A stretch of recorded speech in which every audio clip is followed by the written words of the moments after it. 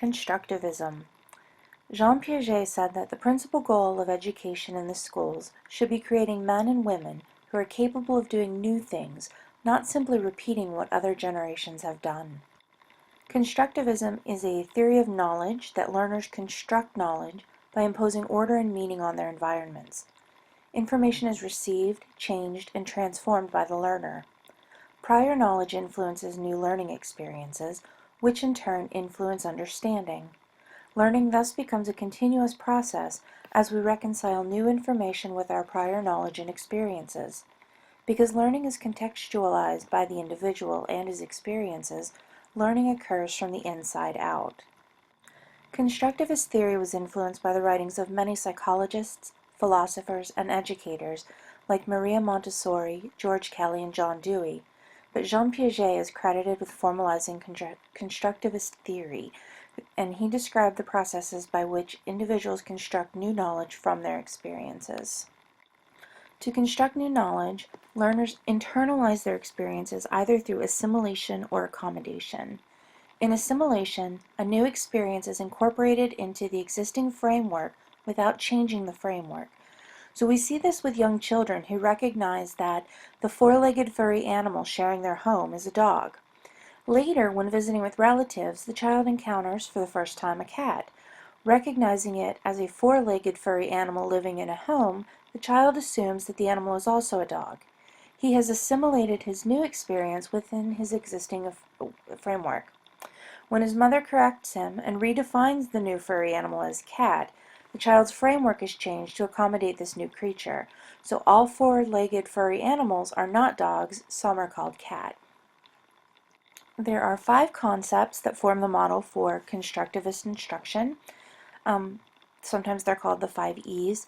For learning to occur, the learner's curiosity must be stimulated. Engaged learners learn more effectively. Next, exploration provides an opportunity for active learning to occur. After exploring or experimenting, learners begin the process of explaining their experiences to themselves and then to others. This is the point at which a student begins to assimilate or accommodate his new experience. Elaboration involves expanding on the concepts learned, making connections to prior knowledge, and applying the new understanding to the surrounding environment. Engage, explore, explain, and elaborate are learner-centered concepts, and they do differ from the last concept. Learners are expected to evaluate their learning ongoing, but in this context, evaluation is the process by which an educator assesses the learner's attainment of objectives. Constructivism has informed many instructional models. The most significant model in my practice is problem-based or case-based learning, where students collaborate to solve a clinical problem. Case-based learning is useful for helping students make connections in content that they've learned in different courses across the curriculum.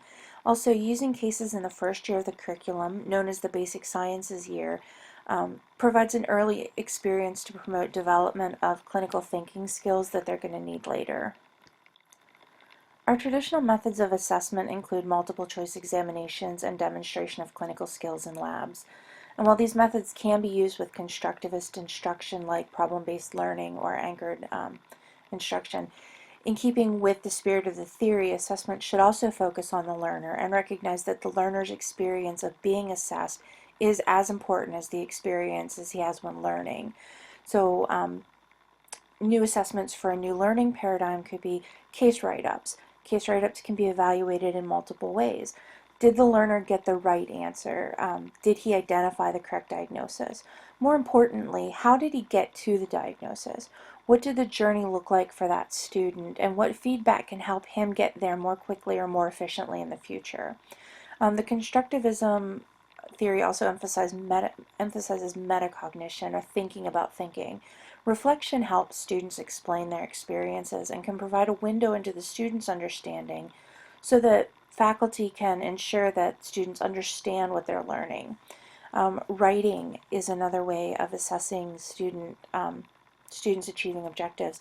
Writing can be assessed to determine if they've been able to synthesize new content with prior knowledge and to what extent they're able to use the new knowledge.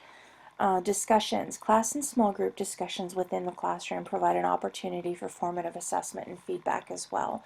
So after having an opportunity to be engaged with an activity, to explore, to experiment, and to reflect on that, then they can come back together and discuss it, and it's an opportunity for instructors to address any deficiencies in the knowledge or to address any inaccuracies.